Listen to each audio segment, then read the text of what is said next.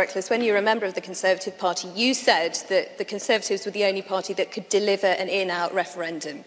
Why did you change your mind? Is that not the case anymore? UKIP can't, can they? I've come to the conclusion that David Cameron is simply not serious about this, and this is nowhere more... He says he's serious. He says he's going to go to Angela Merkel and renegotiate, and that he wouldn't go for a referendum until he got a renegotiation. And Angela Merkel has already said that freedom of movement is a founding principle of the European Union, and like almost every other Prime Minister across Europe, she said it's not up for negotiation. So for you can negotiate on things like benefits, can't you? Yeah, and David Cameron could possibly make some changes around the edges on benefits, or some have already happened. But the main issue is the unlimited number of people who can come from these countries and come and work in the United Kingdom.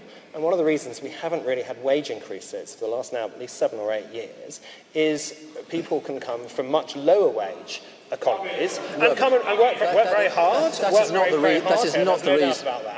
And what UKIP want to do is to have the same controls for people from those countries as from outside the EU. So we would have an Australian-style point system that would be based on skills, like the Australian system, outside the EU. How are UKIP going to do it? You know, how are UKIP going to do it? I have respect for you in the past, but you said a month ago, right, that not voting for UKIP would have problems in regards to getting an EU referendum, or David Cameron delivering a referendum.